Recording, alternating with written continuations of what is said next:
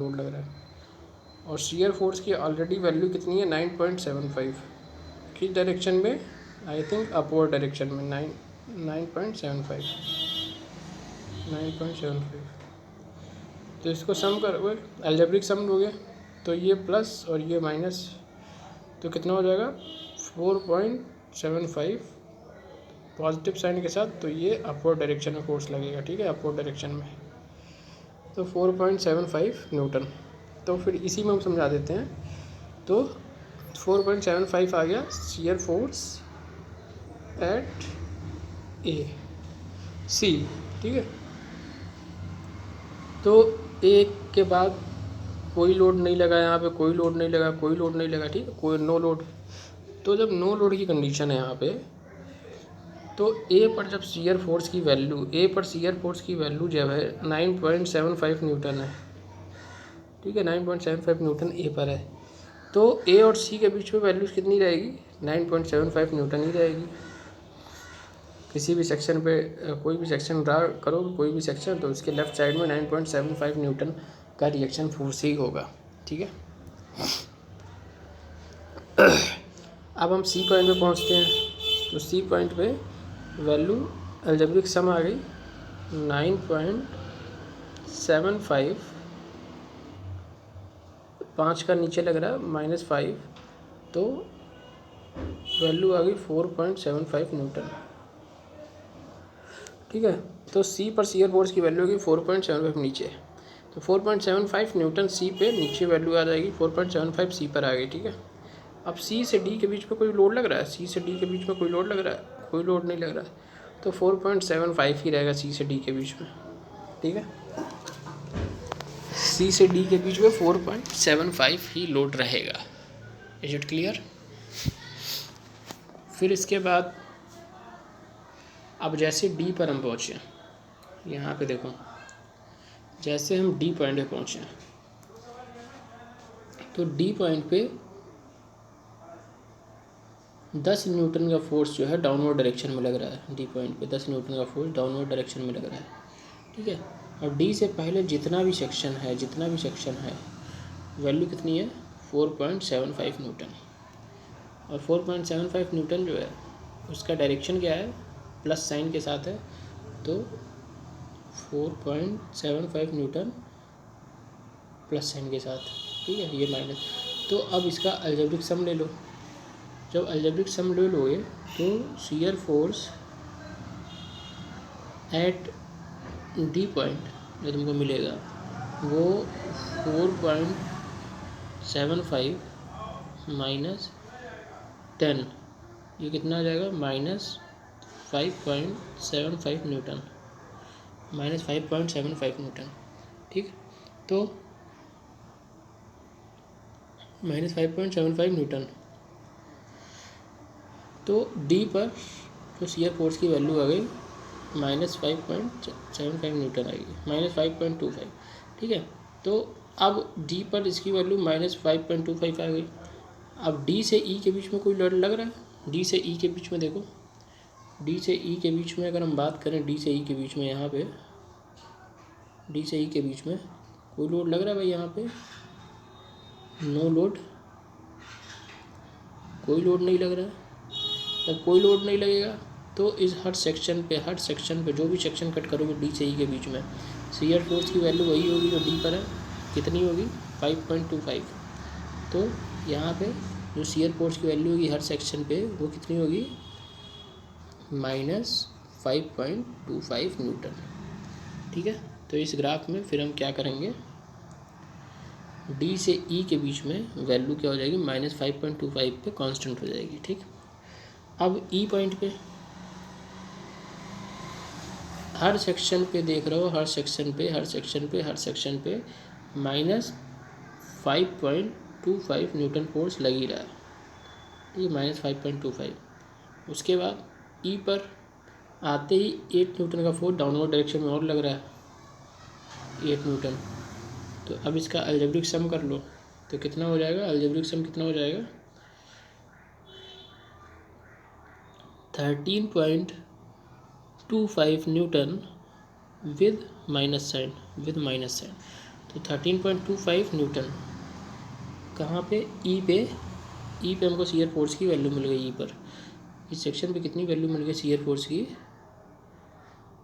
-13.25 Newton ये मिल गई। ठीक, तो ई पॉइंट पे शियर फोर्स की वैल्यू आ गई -13.25, तो यहाँ से सीधे वैल्यू हो गई -13.25।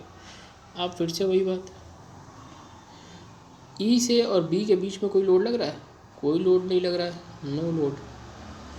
तो ई से और बी के केस में ये -13.25 वैल्यू कांस्टेंट रहेगी यहाँ तक। अब जैसे हम बी पॉइंट पे पहुँचेंगे तो बी पॉइंट पे रिएक्शन की वैल्यू जो दी है वो 13.25 है, 13.25 न्यूटन। ठीक है, और ये -13.25 जो शियर फोर्स की वैल्यू इससे पहले सेक्शन पे है, तो लेफ्ट साइड में फोर्स है -13.25। तो इसका अलजेब्रिक सम करोगे तो ये कैंसिल आउट हो जाएंगे और तुमको वैल्यू मिलेगी क्या, 0 न्यूटन। ठीक, तो बी पर शियर फोर्स की वैल्यू फिर से हमारी क्या आ जाएगी, 0 आ जाएगी। इस तरीके से हमारा ये शियर फोर्स डायग्राम मिल जाता है इस पर्टिकुलर प्रॉब्लम के लिए। ओके,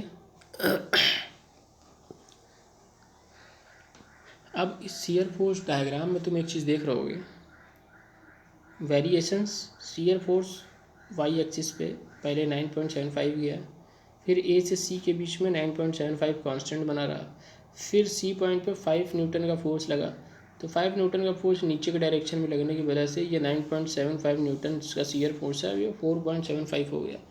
फिर सी से डी के बीच में कोई शियर फोर्स नहीं लग रहा, कोई लोड नहीं लग रहा, तो यहाँ पे क्या हो गया, 4.75 न्यूटन पे शियर फोर्स क्या हो गया, कांस्टेंट हो गया। अब फिर डी पॉइंट पे 10 न्यूटन का फोर्स डाउनवर्ड डायरेक्शन में लग रहा है, जब 4.75 अपवर्ड डायरेक्शन में लग रहा है और 10 न्यूटन डाउनवर्ड डायरेक्शन में लग रहा है, तो दोनों का जब अलजेब्रिक सम लोगे तो यहाँ -5.25 आएगा।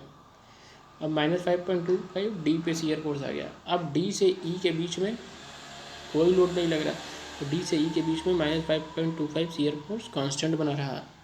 अब ई पे 8 न्यूटन का फोर्स डाउनवर्ड डायरेक्शन में लग रहा है, तो -5.25 और -13.25 सॉरी -8, तो इसका अलजेब्रिक सम -13.25 हो गया।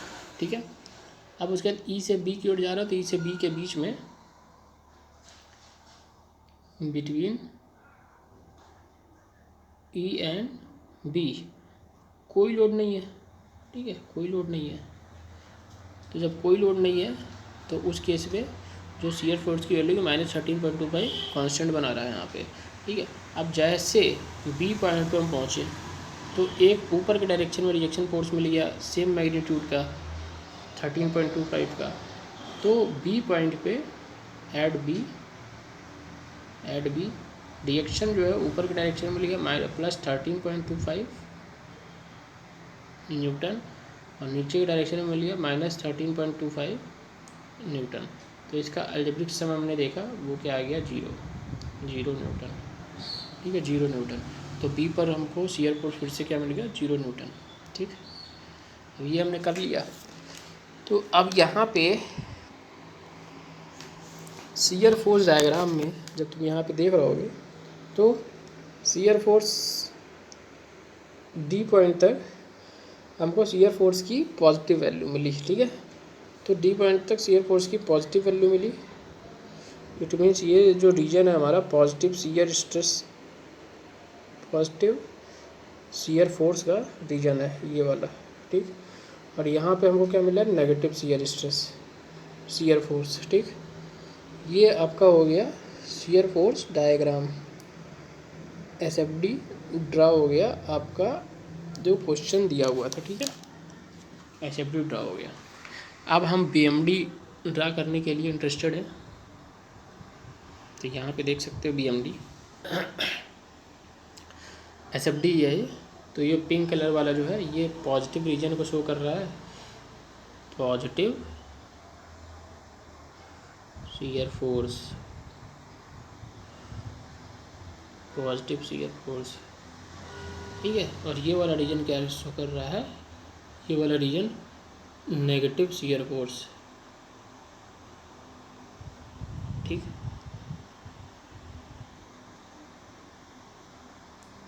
अब हम बात करते हैं बेंडिंग मोमेंट डायग्राम की। अब एक बात बताना, बेंडिंग मोमेंट डायग्राम जैसे हम बात कर रहे हैं तो बेंडिंग मोमेंट डायग्राम हमको ड्रा करना है। तो एक बात बताओ, कोई अगर बीम है उसका बेंडिंग मोमेंट डायग्राम ड्रा करना है,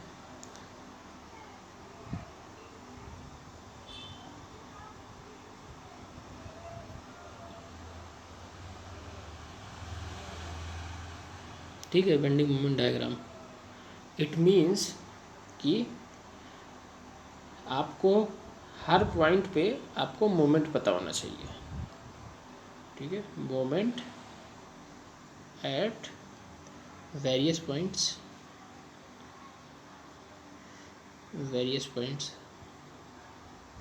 ठीक है। मोमेंट पता होना चाहिए।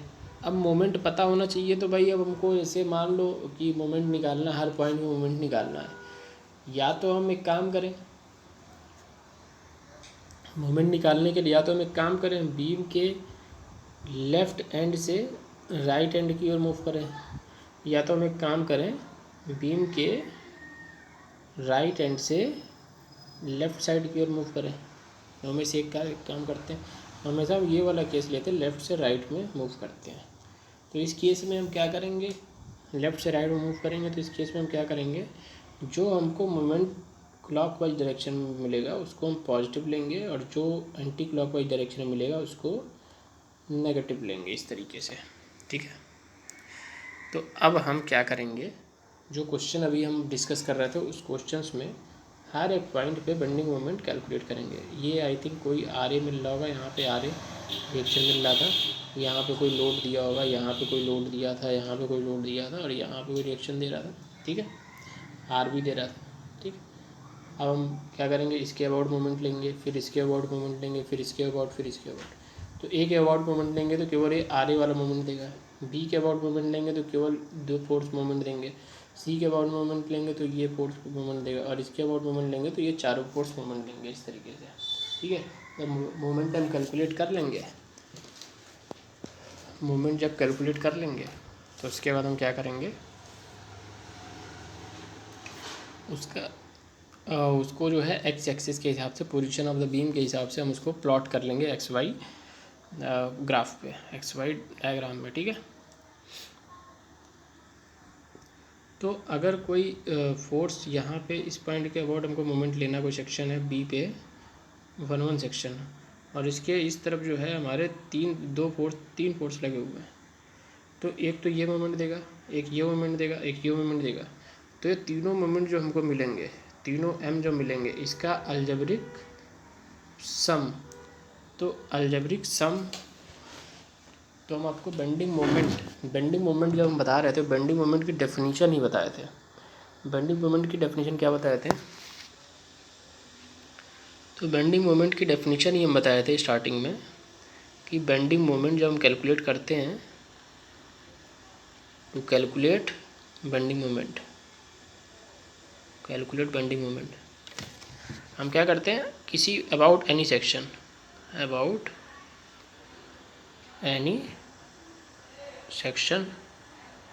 ठीक है, एनी सेक्शन ऑफ बीम, तो क्या करते हैं, उस सेक्शन के लेफ़्ट साइड में जितने भी फोर्स मोमेंट दे रहे हैं, मान लो m1 मोमेंट दे रहा है, m2 मोमेंट दे रहा है, m3 मोमेंट दे रहा है, m4 मोमेंट दे रहा है, इसमें से ये प्लस साइन का दे रहा है, माइनस प्लस साइन का दे रहा है, माइनस का दे रहा है, प्लस का दे रहा है। तो ये सारे मोमेंट्स का आप क्या कर लेंगे, अलजेब्रिक सम कर लेंगे। अलजेब्रिक सम कर लेंगे। अलजेब्रिक सम कर लेंगे तो इस सेक्शन के अबाउट हमको क्या मिल जाएगा, बेंडिंग मोमेंट मिल जाएगा, इस सेक्शन के अबाउट।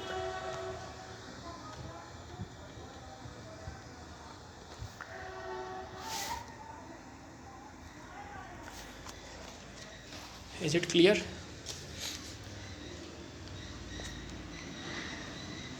ना? ओके। बेंडिंग मोमेंट कैलकुलेशन करते हैं। अब हम क्या करते हैं भाई, तुम्हारे यहाँ पे डायग्राम में लेफ़्ट से राइट हम मूव करेंगे, लेफ़्ट से राइट हम मूव करेंगे, ये क्वेश्चन था आई थिंक, यहाँ पे क्वेश्चन है सबसे पहले। हाँ, लेफ़्ट से राइट हम मूव करेंगे इस तरीके से, left to right, left to right move करते हैं इधर से, तो एक रिएक्शन फोर्स यहाँ पे मिलेगा, ठीक है। तो ए पे मोमेंट कितना होगा, ए पे मोमेंट कोई लेफ़्ट पे फोर्स है नहीं, तो no force on left side of point A, ठीक है। जब कोई फोर्स नहीं है तो ए के अबाउट जो मोमेंट होगा, एम ए की बात कर ले हम, ए के अबाउट मोमेंट जो होगा वो कितना हो जाएगा, 0 न्यूटन मीटर, ये तो मोमेंट हमको 0 मिल गया। अब फिर सी के अबाउट मोमेंट की बात करें, सी के अबाउट मोमेंट एम सी, तो आर ए कितना है 9.75, डिस्टेंस कितनी है 2, कौन से डायरेक्शन में मूवमेंट देगा, क्लॉकवाइज, तो ये 2 5 जा 10, 0 हाथ में होगा 1, 2 7 जा 14, 14 5, और ये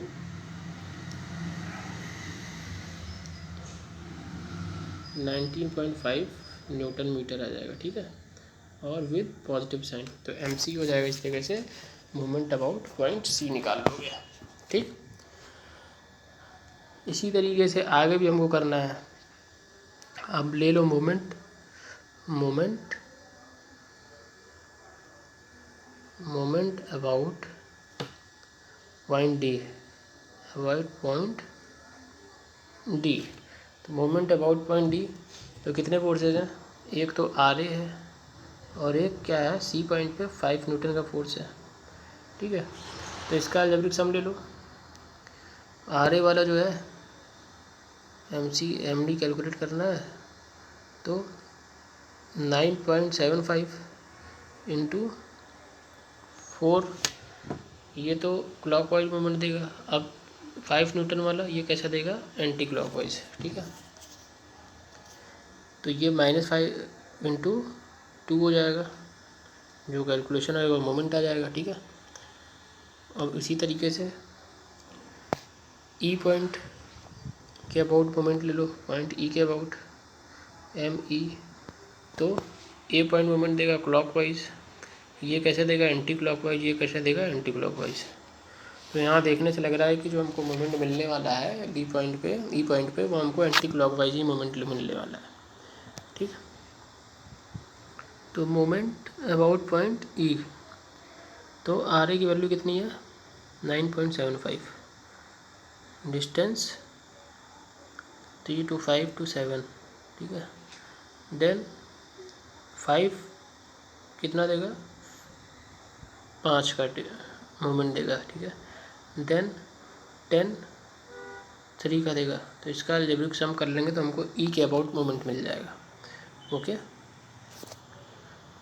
उसके बाद हम पॉइंट बी के अबाउट मोमेंट लेते हैं, तो बी के अबाउट मोमेंट लेंगे तो मोमेंट एट बी, तो आर ए की वैल्यू क्या है 9.75 इंटू 2 to 4 3 7 1 8, ठीक। फिर -5 इंटू 6, फिर -10 इंटू 4, फिर -8 इंटू 1, ठीक है। तो पॉइंट बी के अबाउट मोमेंट कैलकुलेट हो जाएगा। इस तरीके से हम हर पॉइंट पे मोमेंट कैलकुलेट कर लिए, और जो कैलकुलेट किया मोमेंट वो यही सारी वैल्यूज है जो इस स्लाइड में आपको दिख रही है।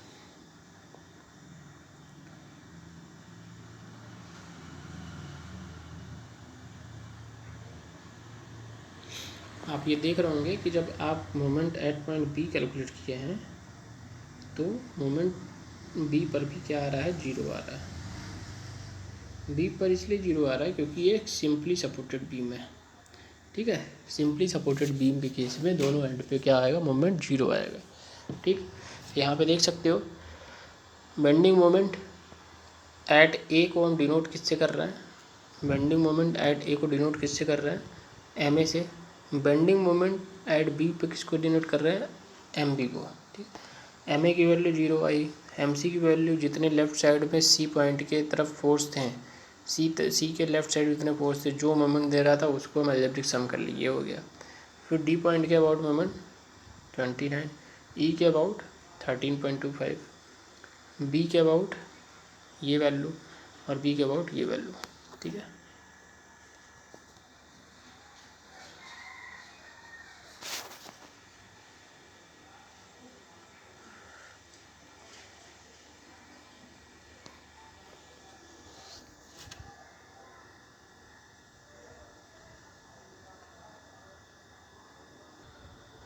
अब एक काम करो, इस वैल्यूज़ को तुम पुट कर दो।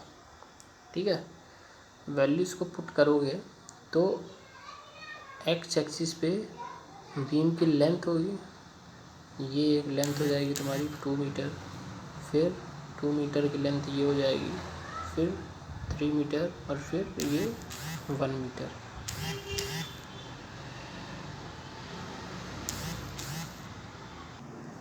ओके, तो ये सारे मोमेंट्स की वैल्यू हमने निकाल लिया। ठीक है, इसमें देख रहे होगे बेंडिंग मोमेंट का कैलकुलेशन हमने किया, सिंपली सपोर्टेड है इसलिए लास्ट एंड पे मोमेंट क्या है, ए पे 0 है और बी पर 0 आ रहा है। ठीक है, सिंपली सपोर्टेड बीम के केस में, सिंपली सपोर्टेड बीम के केस में जो एंड पे लास्ट एंड पे जो मोमेंट आता है वो क्या आता है, 0 आता है। ठीक, ये सारी वैल्यूज हमने कैलकुलेट कर ली यहाँ पे मोमेंट की। अब हम क्या करेंगे, बीएमडी ड्रा करेंगे। ठीक है, बीएमडी ड्रा करेंगे। बीएमडी ड्रा करने से पहले ज़रा देखना शियर फोर्स डायग्राम किस तरीके से आया था। शियर फोर्स डायग्राम जो तुम्हारा आया था वो एक कांस्टेंट कर्व आया था। शियर फोर्स डायग्राम में जब आया था तो n is equal to 0 degree एक कांस्टेंट कर्व आया था। ठीक है, कांस्टेंट कर्व आया था, कांस्टेंट ग्राफ आया था। ठीक है, तो कांस्टेंट ग्राफ में एक लाइन थी, वो लाइन क्या थी, parallel to the X axis थी। ठीक है, y equal to C type का ग्राफ जिसका x डिग्री क्या था, 0 था। अब ये पक्का है कि ये तो एसएफडी के केस में था। ठीक, अब बीएमडी के केस में एक डिग्री हाई हो जाएगी बीएमडी के केस में, तो ये जो है c into x power 1 type का ग्राफ आएगा। ठीक है, mx प्लस टी सी इस तरीके से। ठीक, तो एक पावर बढ़ जाएगी। तो आपको पता है कि y equal to M X plus C का ग्राफ क्या होता है, y equal to M X plus C एक हमको लीनियर वेरिएशन वाला हमको ग्राफ देता है। ठीक है, लीनियर ग्राफ देता है। ठीक, और एक कांस्टेंट स्लोप के साथ हमको लीनियर ग्राफ मिलेगा यहाँ पे इस तरीके से। ये होगी हमारी बीएमडी। अब जो जो वैल्यूज़ हैं उसको हम पुट करते हैं पोजीशन ऑफ द बीम के हिसाब से। देखिए ए पॉइंट पे मोमेंट की वैल्यू कितनी है, 0 न्यूटन मीटर। ए पॉइंट पे मोमेंट की वैल्यू 0 न्यूटन मीटर है। ठीक है, तो ए पॉइंट पे वैल्यू हमने रख दिया 0 न्यूटन मीटर। ये आपका ये है आपका ये पोजीशन बता रहा है, बीम की पोजीशन बता रहा है एक्स एक्सिस पे, और वाई एक्सिस पे क्या बता रहा है, शियर फोर्स की वैल्यू बता रहा है। ठीक, शियर फोर्स की वैल्यू, सॉरी बेंडिंग मोमेंट की वैल्यू बता रहा है। ठीक है, बेंडिंग मोमेंट की वैल्यू ए पॉइंट पे मोमेंट आई 0, तो हमने 0 पोजीशन पे, बीम के 0 पोजीशन पे, ए वाले पोजीशन पे मोमेंट 0 न्यूटन मीटर प्लॉट कर लिया। अब बी पॉइंट पे मोमेंट की वैल्यू कितनी आई है देखते हैं। बी पॉइंट पे, सॉरी सी पॉइंट पे मोमेंट की वैल्यू 19.5 न्यूटन मीटर। तो सी पॉइंट पे हम आगे बढ़ते हैं। सी पॉइंट पे सी पॉइंट पे जो बेंडिंग मोमेंट की वैल्यू है वो 19.5 मीटर आ गया, ठीक है। ये सी पॉइंट, ये ए हो गया, ये सी हो गया। अब सी से डी की ओर आगे बढ़ें तो हमको डी पे जो मोमेंट मिला वो कितना मिला, बेंडिंग मोमेंट 29 न्यूटन मीटर, ठीक। अब डी से ई की ओर जब हम आगे बढ़ रहे हैं तो लीनियरली वेरी करेगा, नेगेटिव स्लोप, क्योंकि 29 से 13 वैल्यू हो रही है बेंडिंग मोमेंट की, तो यहाँ पे नेगेटिव स्लोप वाला एक लाइन, इंक्लाइन लाइन ड्रा करेंगे। तो ये वैल्यू यहाँ तक 13.25 तक पहुँचेगी, ठीक है, लीनियरली वेरिएशन होगा इसका। फिर ई से बी पे जाएंगे तो ई से बी पे 13.25 बेंडिंग मोमेंट जो है ई पॉइंट पे कितना हो जाएगा, 0 हो जाएगा। तो इस तरीके से हमको यहाँ पे बेंडिंग मोमेंट डायग्राम प्लॉट कर लिया। अब यहाँ पे आपको एक चीज़ दिख रहा होगा,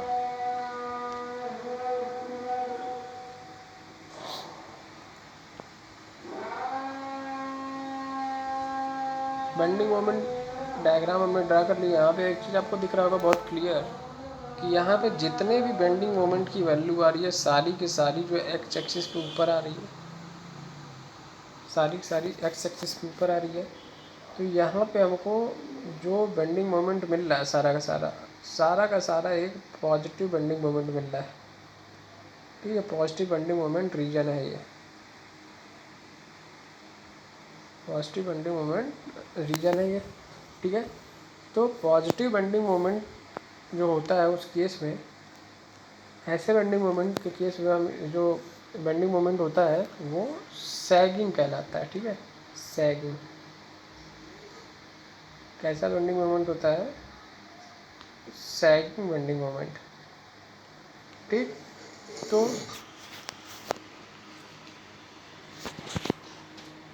sagging bending moment it means यहाँ पे हमको जो मोमेंट मिल रहा है बेंडिंग मोमेंट वो सैगिंग बेंडिंग मोमेंट मिल रहा है, ठीक है। सैगिंग बेंडिंग मोमेंट के केस में क्या होता है, जो हमारी बीम होती है वो इस तरीके से बेंड होती है, इस तरीके से बेंड होती है, ठीक। इसके यहाँ पे इस तरीके से भाई, और ये इस तरीके से मोमेंट मिलता है। तो ये हमारी बेंडिंग मोमेंट सैगिंग वाली है, ठीक है। और मैक्सिमम सैगिंग बेंडिंग मोमेंट की वैल्यू जो है यहाँ पे वो कितनी है, मैक्सिमम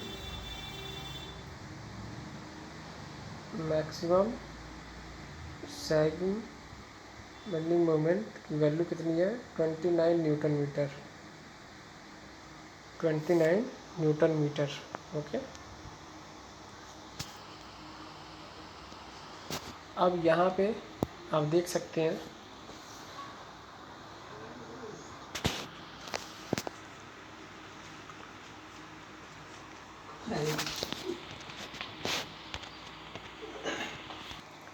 ओके। तो इस स्लाइड में आप देख सकते हैं, यहाँ पे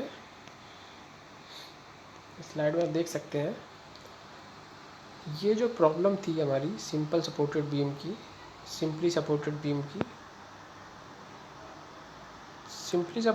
की जो प्रॉब्लम थी उसमें जो सपोर्ट थे हमारे, पहले पे एक हिंज सपोर्ट यहाँ पे था इस पॉइंट पे, ठीक है, हिंज सपोर्ट था। दूसरे पे रोलर सपोर्ट था, ठीक है, रोलर सपोर्ट था इस तरीके से, ठीक। बीच में लोड लगे हुए थे, 3 लोड लगे थे यहाँ पे, 3 लोड, ठीक। उसके बाद हमने क्या किया, जब ये बीम को देखा कि बीम पे ये लोड लग रहा है, यहाँ पे 3 लोड इस तरीके से वो डायरेक्शन में लग रहे हैं और 2 वर्टिकल रिएक्शन लग रही है, 2 सपोर्ट है। तो हमने क्या किया, इस बीम के इक्विलिब्रियम कंडीशन को लगाया, इक्विलिब्रियम कंडीशन में हम सिग्मा वी इक्वल टू 0 कर दिए और sigma M A equal to 0 कर दिए। तो उसमें हमको वैल्यूज़ मिल गई आर ए और आर बी की, आर ए की वैल्यू मिल गई और आर बी की वैल्यू मिल गई। फिर आर ए आर बी निकालने के बाद हमने सारे फोर्सेस की वैल्यू पा ली आर ए आर बी की। उसके बाद इसमें वैल्यूज़ रख ली, आर ए पे कुछ वैल्यू आई और ये आर बी पे कुछ वैल्यू आई, ठीक है। तो उसके बाद हमने शियर फोर्स के कैलकुलेशन कर ली हर एक पॉइंट पे, ए पॉइंट पे, सी पॉइंट पे, डी पॉइंट पे, ई पॉइंट पे, और इस पॉइंट्स के हर लेफ़्ट साइड राइट साइड में जितने सेक्शन थे वहाँ पे शियर फोर्स को कैलकुलेट कर लिया, ठीक। तो शियर फोर्स की वैल्यू जब हमने कैलकुलेट कर ली तो बीम की पोजीशन के अलॉन्ग हर एक एक पॉइंट पे शियर फोर्स की वैल्यू रखते चले गए हम। तो चूँकि हम देख रहे थे यहाँ पे कि जो बीम था वहाँ पे पॉइंट लोड था बीम पे। तो जब कभी पॉइंट लोड होता है तो उस केस में जो शियर फोर्स डायग्राम होता है वो एक कांस्टेंट लाइन ग्राफ होती है, मतलब इस तरीके से ग्राफ बनता है। ठीक है, तो हमने क्या किया, सारी वैल्यूज़ को जब पुट किया और बीम की पोजीशन के हिसाब से वो वैल्यू जब दिए, तो वो वैल्यू जब दिए तो हमारी इस तरीके से ग्राफ बना। तो शियर फोर्स डायग्राम हमने इस तरीके से ड्रा कर लिया, सारी वैल्यूज़ यहाँ पर रख के शियर फोर्स ड्रा कर लिया। तो शियर फोर्स डायग्राम ड्रा किया तो एक रीजन हमारा पॉजिटिव वाला था और एक रीजन हमारा क्या था, नेगेटिव वाला रीजन था। तो पॉजिटिव वाले में ये ऊपर के रीजन थे जिसमें वैल्यू 4.75 न्यूटन मैक्सिमम गई थी। उसके बाद डी पॉइंट पे ही जैसे हम पहुँचे फिर 10 न्यूटन का फोर्स नीचे डायरेक्शन में लगा तो हमको नेगेटिव में वैल्यू मिलनी शुरू हो गई। तो डी पॉइंट के बाद से हमको जो शियर फोर्स डायग्राम मिला वो नेगेटिव रीजन का मिला। तो इस तरीके से हमने एसएफडी ड्रा कर लिया। ठीक, एसएफडी ड्रा करने के बाद चूँकि हमको पता है कि जब एसएफडी ड्रा करते हैं तो एसएफडी में जो भी ग्राफ मिलता है तो यहाँ पे जैसे 0 डिग्री ग्राफ मिल रहा है। ठीक है, 0 डिग्री ग्राफ हमको मिला, 0 डिग्री ग्राफ मिला हमको। तो जो बीएमडी का जो ग्राफ होगा वो 1 डिग्री हाइयर होगा तो 1 डिग्री ग्राफ ही मिलेगा। तो 1 डिग्री ग्राफ हमको पता है कि एक लीनियर ग्राफ होता है और लीनियर ग्राफ में पॉजिटिव स्लोप के साथ या नेगेटिव स्लोप के साथ ड्रा होता है। तो हमें ये पता चलेगा कि भाई ग्राफ कैसा बनता है, कुछ चीज़ हमको पता चलेगी। अब हम क्या करेंगे, हर एक पॉइंट पे मोमेंट की वैल्यू कैलकुलेट कर लिया है। तो जब हमने वैल्यू कैलकुलेट किया तो ए पे मोमेंट की वैल्यू 0 मिली, सिंपली सपोर्टेड बीम। सी पे मोमेंट की वैल्यू 19.5 न्यूटन मीटर मिली क्योंकि सी के केवल एक ही रिएक्शन लग रहा है लेफ्ट साइड में और ये इसको मोमेंट क्लॉकवाइज दिया पॉजिटिव। तो बेंडिंग मोमेंट की वैल्यू 19.5 न्यूटन मीटर पॉजिटिव मिली। फिर हम आगे बढ़े भाई डी पॉइंट पे। तो डी पॉइंट के लेफ्ट साइड में दो फोर्सेस थे, इनका जब सम ले लिया इनके मोमेंट का तो हमको जो वैल्यूज़ मिली वो 29 न्यूटन मीटर मिली। ठीक, अब जैसे हम डी से ई की ओर आगे बढ़े तो ई के अबाउट मोमेंट ले लिए। तो ई के अबाउट जो है ये तीन फोर्सेस जो है 3 मोमेंट दे रहे थे तो इनका हम क्या कर लिए, अलजेब्रिक सम निकाल लिए। ठीक, अलजेब्रिक सम निकाल लिए तो वो ई के अबाउट जो मोमेंट दिया वो 13.25 न्यूटन मीटर दिया। और जैसे ही हम बी पे पहुँचे ये मोमेंट 0 हो गया। तो इस पॉइंट पे जो मोमेंट की वैल्यू थी हमारी क्या आ गई, 0, moment 0। Since it is problem related to simply supported beam, simply supported beam, ये simply supported beam। ओके, तो इस तरीके से हमने एसएफडी बीएमडी डायग्राम ड्रा कर लिया।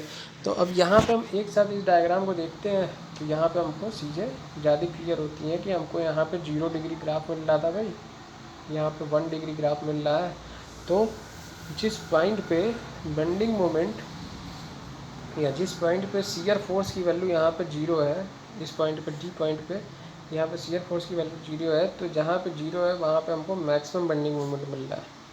ठीक है, अब यहाँ पे जब ये पॉजिटिव हमको सारा मिल गया तो यहाँ पे हम मैक्सिमम सैगिंग मोमेंट जो है निकाल लिए, मैक्सिमम सैगिंग मोमेंट इसकी वैल्यू क्या है 29 newton metre. Okay, I think बहुत क्लियर होना चाहिए ये सारे डायग्राम है। अब नेक्स्ट क्वेश्चन आप देख सकते हैं, ये क्या था, आई थिंक क्या है, what is the next question, that is draw the SFD and BMD for the double side overhanging beam subjected to loading as shown below and also calculate या locate the point of contraflexure if any। तो ये question आप देख रहे होंगे, ये double side overhanging है। तो मतलब ओवरहैंगिंग का क्या मतलब होता है, बहुत अच्छे से पता है आपको। एक्चुअली मैं 1 मिनट में आपको बताता हूँ, वेट। सी, ओवरहैंग का क्या मतलब होता है, ये देखिए। ओवरहैंग ओवरहैंग का मतलब ही है कि अगर इसको यहाँ तक हैंग करना चाहिए तो वो एक्स्ट्रा हैंग कर रहा है, अपने रीजन से बाहर भी हैंग कर रहा है कुछ पोर्शन, ठीक है। तो ऐसे बीम को मान लो कोई एक बीम है तो सपोर्ट यहीं रखा है, यहाँ रखा है सपोर्ट के बाहर भी अगर उसका कुछ पोर्शन लटका रहता है, हैंग करता रहता है, तो उसको हम ओवर हैंगिंग बीम बोलते हैं, ठीक।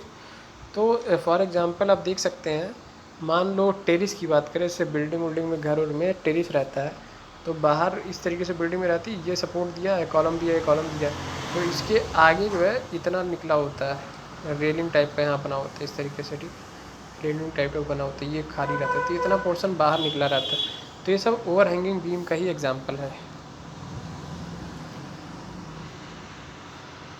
अब ये क्वेश्चन देख सकते हो, in this question we have to draw the SFD BMD. तो इस क्वेश्चन में हमको एसएफडी बीएमडी ड्रा करना, और ये कैसे डबल साइड ओवर हैंगिंग है। तो इस केस में आपको दिख रहा होगा जो ओवर हैंगिंग बीम है, जो एक्स्ट्रा पोर्शन है वो एक एसी वाला एक्स्ट्रा पोर्शन है, एक बी वाला एक्स्ट्रा पोर्शन है। तो ए पॉइंट के अबाउट जो एक्स्ट्रा पोर्शन हैंग कर रहा है वो एक एसी है ओवरहैंग सेक्शन, और एक क्या है, बी है ओवरहैंग सेक्शन। तो ओवरहैंग सेक्शन जो बी है वो रोलर सपोर्ट के राइट साइड में ओवरहैंग है, और ये वाला क्या है, हिंज सपोर्ट के लेफ़्ट साइड में ओवरहैंग है, ठीक है। अब सबसे पहले हमको दिमाग में जब हम क्वेश्चन सॉल्व करते हैं तो इस क्वेश्चन में सबसे पहले तो हमको ये पता है कि दो सपोर्ट यूज़ हो रहा है, एक ए पॉइंट पे हिंज सपोर्ट यूज़ हो रहा है, मतलब ये कुछ रिएक्शन देगा, बोल सकते हो इसको आर ए,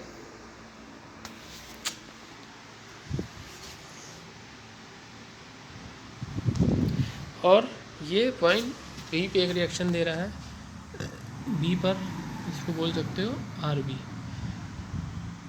ठीक है। तो आर ए आर बी की वैल्यू सबसे पहले कैलकुलेट करना हमारा मेन मोटिव है। सो सबसे पहले हम क्या करेंगे, टू कैलकुलेट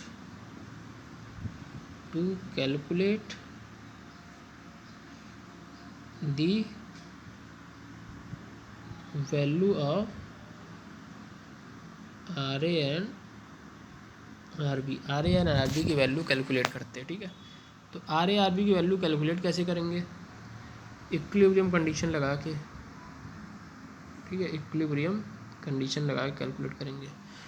तो इक्विलिब्रियम कंडीशन क्या होती है, हॉरिजॉन्टल डायरेक्शन में जितने फोर्सेज होते हैं उसको जीरो के बराबर कर लेंगे, वर्टिकल डायरेक्शन में फोर्सेज जितने होते हैं उसको जीरो के बराबर कर लेंगे, और एक अननोन उस पॉइंट पे, जिस पॉइंट पे अननोन है उस पॉइंट के अबाउट मोमेंट ले लेते हैं, मान लो हम ए के अबाउट ही मोमेंट ले लेंगे, उसको जीरो बराबर कर लेंगे, तो हमको क्या मिल जाएगी, आर ए आर बी की वैल्यू मिल जाएगी, ठीक। इस केस में एक आपको चीज़ दिख रही होगी आई थिंक, यहाँ पे एक चीज़ देख रहे होंगे आप कि जो डी पॉइंट से लेफ़्ट साइड और डी पॉइंट से राइट साइड, मतलब अगर इस सेक्शन की हम बात कर लें, इस रीजन की बात कर लें, अगर हम इस रीजन की बात कर लें और इस रीजन की बात कर लें, ठीक, इस रीजन की बात कर लें, दोनों की बात कर ले, इधर वाली की बात कर ले और इधर वाली की बात कर ले, तो ये दोनों क्या है, सिमेट्रिक इन नेचर है, सिमेट्रिक है। तो आई थिंक ये सिमेट्रिसिटी से हम क्या कर पाएंगे, आर ए आर बी की वैल्यू इजीली कैलकुलेट कर पाएंगे, बात समझ रहे होंगे आई थिंक, ठीक है। तो देखते हैं आगे, ओके, आर ए और आर बी की वैल्यू निकालनी है, और ये हमारा क्या लगा है, यूडीएल है कितना, 2 किलो न्यूटन पर मीटर, कितना 2 किलो न्यूटन पर मीटर, मतलब पर मीटर में जो वैल्यू है लोड की वो 2 किलो न्यूटन है, ठीक है। और यूडीएल की लेंथ कितनी है, टोटल बीम के कितनी लेंथ पे यूडीएल लग रहा है, वो है 6 मीटर, 6 मीटर है, ओके। तो टोटल देख लेते हैं, टोटल कितना लोड ये ऑफर करेगा यूडीएल, 2 किलो न्यूटन 1 मीटर पे लग रहा है, तो 6 किलो न्यूटन कितने पे लगेगा, 3 मीटर पे, तो यहाँ पे है कितना, यहाँ पे है 6, तो 6 पे कितना लगेगा 12 किलो न्यूटन, और 12 किलो न्यूटन लगेगा कहाँ पे 12 किलो न्यूटन जस्ट इसके बीच में लगेगा, ठीक है, जस्ट बीच में।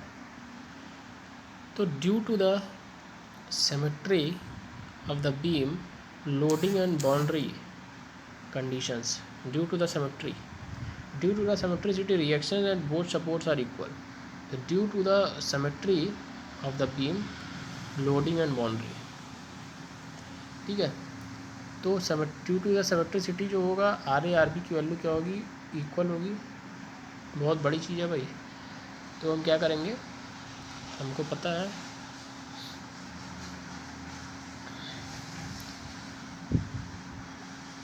वर्टिकल डायरेक्शन में फोर्सेस कितने लग रहा है आर ए आर बी। तो वर्टिकल डायरेक्शन में forces summation of all the vertical forces हम क्या कर ले 0 कर ले, ठीक है। सी पॉइंट पे फोर्स माइनस डायरेक्शन में लग रहा है -5 आर ए लग रहा है वर्टिकल डायरेक्शन में +RA। फिर डी पॉइंट पे कितना फोर्स लग रहा है 10 किलो न्यूटन नीचे डायरेक्शन में। यूवीएल का टोटल लोड कितना लगेगा 2 × 6 12 न्यूटन नीचे के डायरेक्शन में। बी का रिएक्शन कितना लग रहा है ऊपर के डायरेक्शन में RB, नीचे कितना फोर्स लग रहा है -5 किलो न्यूटन। ये कितना हो जाएगा 0 के बराबर। -5 -5 -10 -10 -10 -20 और RA और RB बराबर है, तो RA को RA ही लिख देते हैं, RA को RA और RB को RA लिख देते हैं, ठीक है। तो आई थिंक यहाँ पे 2RA की वैल्यू कितने के बराबर हो जाएगी 16 किलो न्यूटन के, 16 किलो न्यूटन। तो RA की वैल्यू कितनी आ जाएगी 8 किलो न्यूटन, ठीक। यही RA की वैल्यू क्या होगी, यही RA की वैल्यू RB की वैल्यू भी होगी।